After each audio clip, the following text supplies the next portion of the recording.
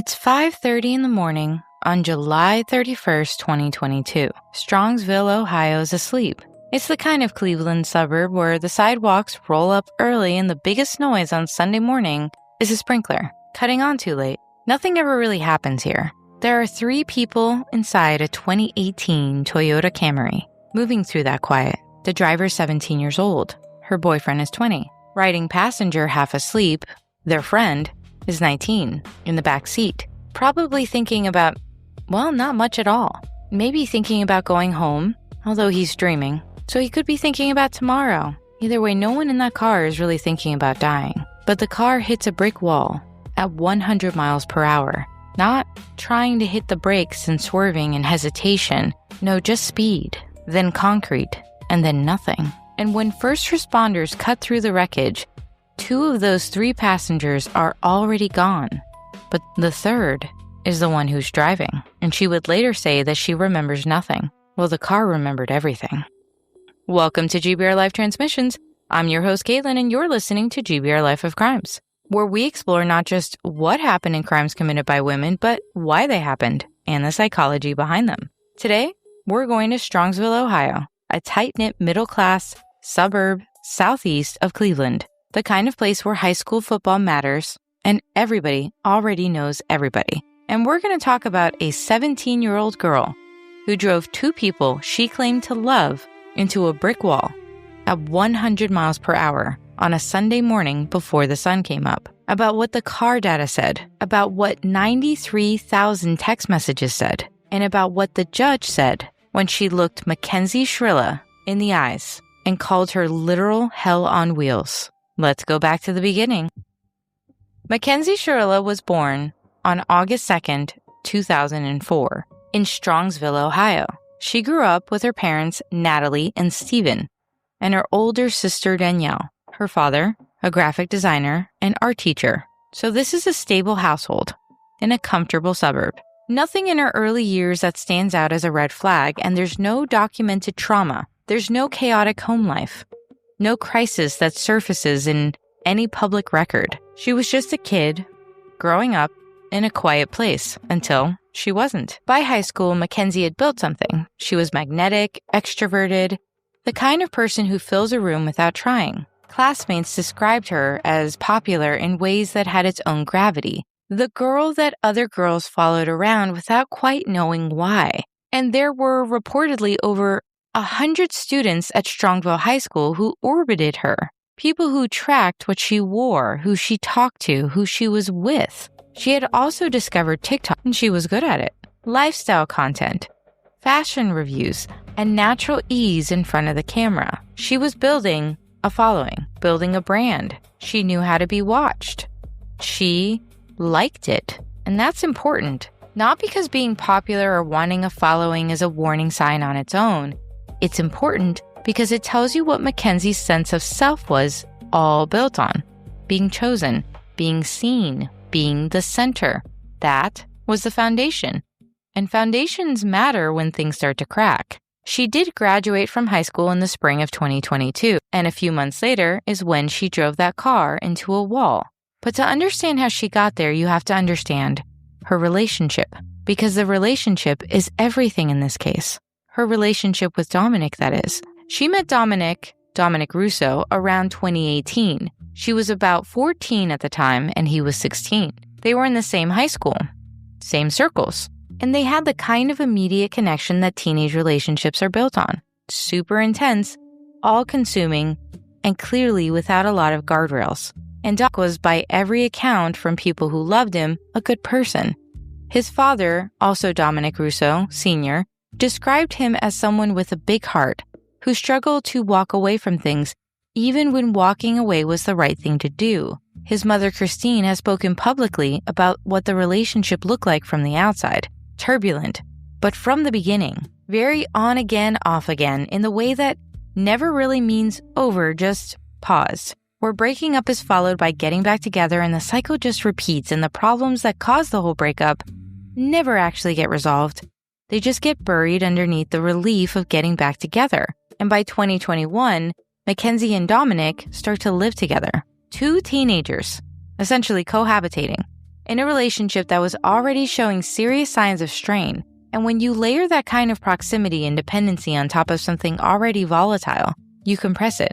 The highs get higher and the lows get more dangerous. And the exits now are very hard to find. And by June of 2022, Dominic had been trying to end things. His family has testified that he was pulling away, that the fights had escalated, that he had made recordings of some of their encounters because he was afraid. He had called his mother during arguments so that he could get picked up.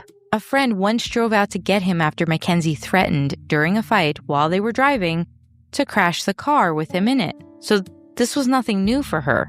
And he told people what happened that very night, at least the first time that she had said that. Nobody knew it was practice at the time. And then there's Davion Flanagan, that third passenger in the car. Davion was 19 years old. He had been adopted with his 2 younger sisters when he was 8. He was a very gifted athlete, a starting running back with real aspirations. But he had torn his ACL and UCL, so he was in a state of rebuilding, and he fell into Mackenzie and Dominic's friend group during that stretch. But he was also a warm, loyal, and kind human, and his parents described him as someone with an infectious smile and a fierce commitment to the people around him. He was in the back seat of that Camry because he was someone's friend. That's the only reason. He had no part in the dynamic between Mackenzie and Dominic. He made no choices that night that should have cost him anything. And before we get to what happened on that road, I want to talk about Mackenzie psychologically, because the crash did not come out of nowhere. It came out of a pattern, and that pattern had been visible for years. We don't have a diagnosis. Nobody has handed Mackenzie a clinical label before or after this crash. But when you look at the full behavioral record, what it points to is something clinicians would recognize as narcissistic injury, combined with coercive control dynamics. Let me explain what that actually means, because those are not just labels. Narcissistic injury is what happens when someone whose entire sense of self depends on a specific image of themselves. In this case, the girl who is always chosen, always wanted, always central, and is confronted with something that shatters that image.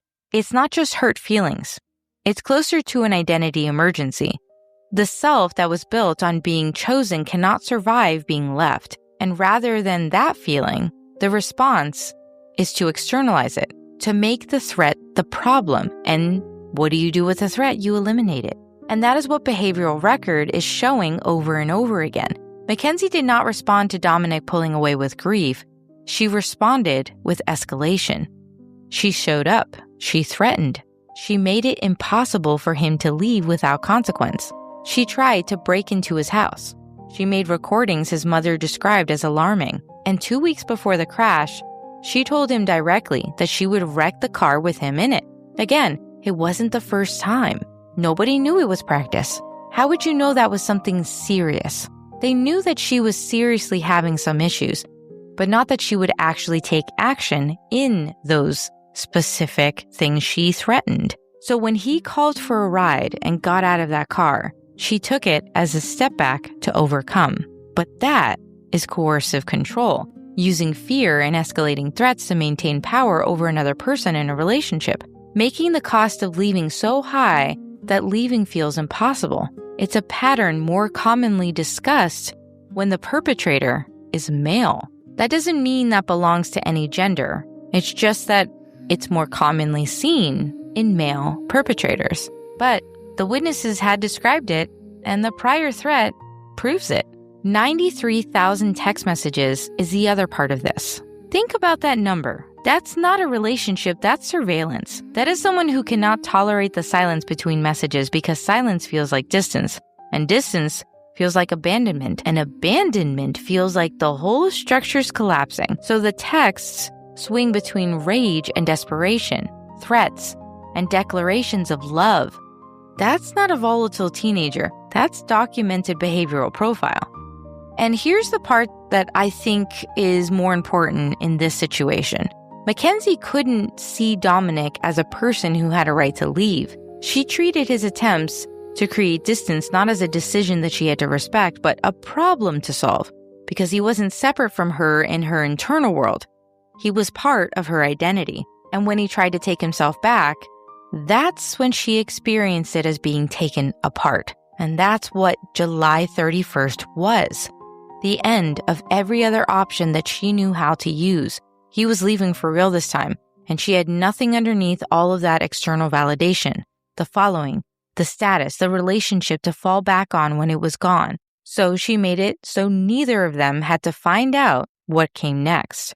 And on July 30th, 2022, the group attended a high school graduation party. Around 5:30 in the morning, they left. Mackenzie was driving. Dominic, passenger seat, Davion in the back. Investigators would later say that Mackenzie had driven that stretch in the days before the crash. So that location was not random. Mackenzie had noted that building and decided to come back.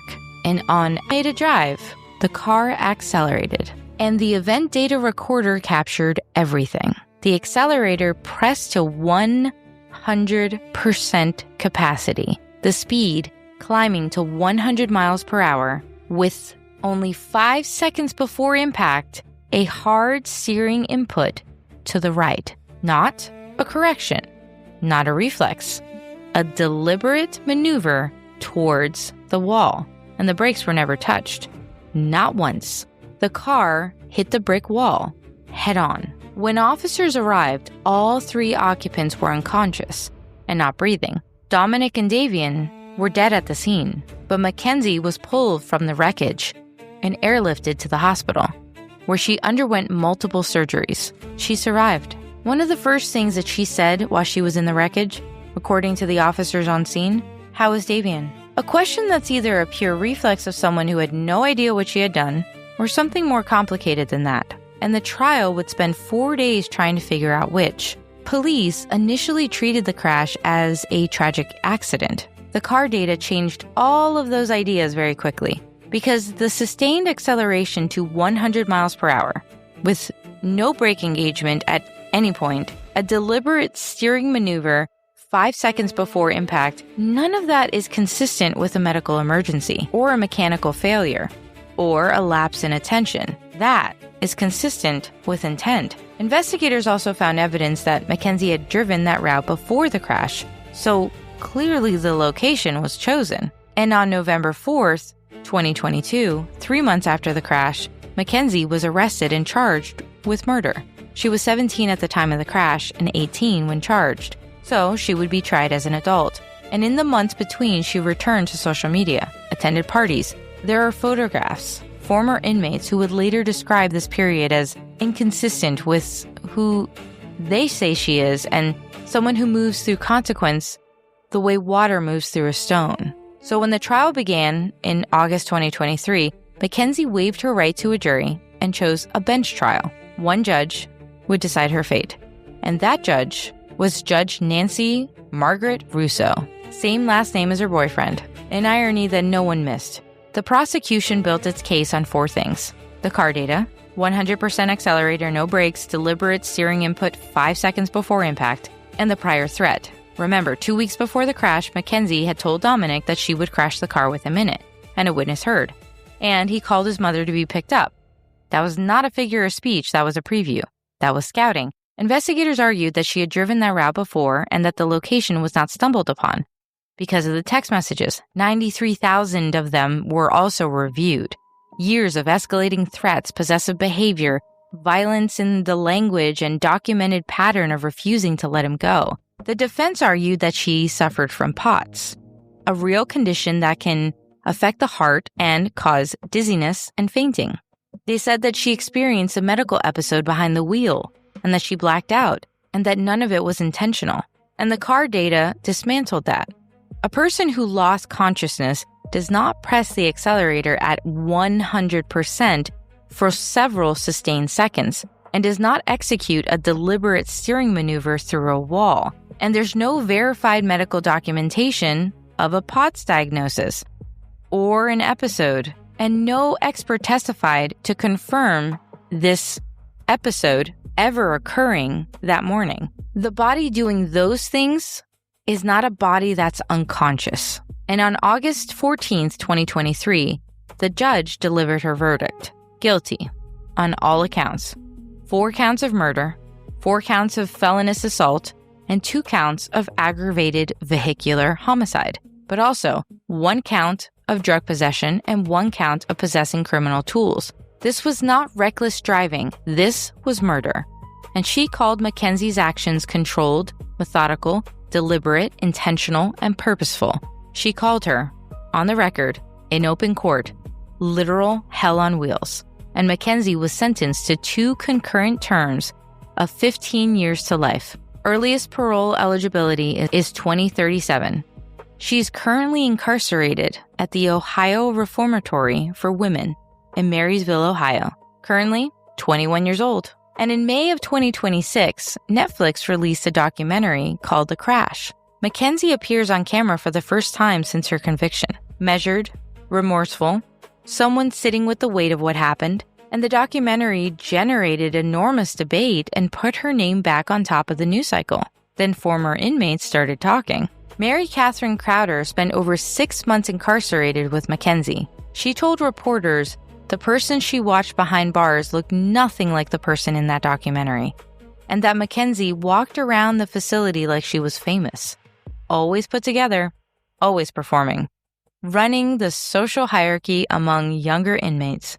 Building her clique, not someone haunted by what she had done. Someone who had found a new room to be the center of. Around the same time, reports emerged that Mackenzie had developed an invented language to use during monitored jail calls with her mother, a private code that the listeners could not decode. Think about what that actually requires. Sustained creativity, teaching your mother to use it, maintaining it consistently enough over time that it works. That is not someone in crisis reaching for connection. That's someone who, when placed inside a system designed to limit her control, immediately began engineering a way around it. It's the same mechanism as the 93,000 texts, the same mechanism as the prior threat, the same mechanism as everything that came before. The setting is a prison yard, but the pattern is identical. And the girl who had to be still the center of every room, she just has fewer rooms to choose from now. So what do we do with all of that? Mackenzie was 17 years old when she drove that car into that wall. That's not a defense. The judge made that clear. The car data made that clear. The prior threat made that clear. And 17-year-olds are fully capable of knowing that driving at 100 miles per hour into a brick wall kills everybody inside. Well, at least the car. And she knew. The judge concluded she not only knew but chose it deliberately. But I also think that there was clearly something never built inside of her. The whole external structure of her life, the following, status, relationship, that she had clearly been in for a very long time, or at least for the short amount of time that she's been on Earth so far, all of it is telling her that she couldn't really tolerate loss because she could always pull him back and she could always recenter her story. Every signal in her environment confirmed that. And nobody around her, not a parent, not a school counselor, not a friend, looked at it like there were all these text messages and they said, hey, that's not okay. We're going to address it before someone gets hurt. And that's not me shifting blame. 2 people are dead because of what she chose to do. But prevention requires catching something before it becomes a crime scene, which means paying attention before there is anything else to point to. And nobody paid that kind of attention here. Dominic was 20 years old, and he had spent weeks trying to leave a relationship that he was clearly afraid of. He made recordings because he was scared. He called his mother for rides. He told people he was trying to get out, but he ran out of time. And Davion, he was not tangled up in any of this. He just got in a car because that's what you do when your friends are heading out. And Mackenzie didn't even tell him not to go, even though this was her plan. He had a scholarship waiting to be built in his name, an infectious smile, a whole life that was just starting to come back together after his injury. And then he sat down in the back seat of the wrong car in the wrong moment, and that's all it took. His family named a scholarship for him. His parents, Jamie and Scott, built something in the ground where his future should have been. And that's the only kind of monument available to people who lose someone like this. And that's not enough. It's never enough. Dominic's sister, Christine, after the Netflix documentary reignited the whole debate and people started arguing about Mackenzie's guilt again, said something very simple. She's rotten to the core, not measured, not careful, The statement of someone who has been through something that does not leave room for nuance anymore. And Mackenzie's parents have never stopped fighting for her. But that's what parents do. And there have been appeals, but they've all failed. Because the evidence is the evidence. But love does not require evidence to make sense. 2 families in Strongsville, Ohio are waking up every single day in the world that she made for them. A world without Dominic and a world without Davion. And a world where a Sunday morning in the summer ended everything. And that's what I want to leave you with. Not a documentary, not a debate, not the coded language or prison clique or the TikTok discourse. Just them. Dominic Russo, 20 years old. Davion Flanagan, 19. Never forget to say their names. This has been GBRLIFE of Crimes, part of GBRLIFE Transmissions, and I'm your host, Caitlin, reminding you that understanding the darkness helps us appreciate the light. Join me next time as we uncover another case that challenges everything we thought we knew about the criminal mind.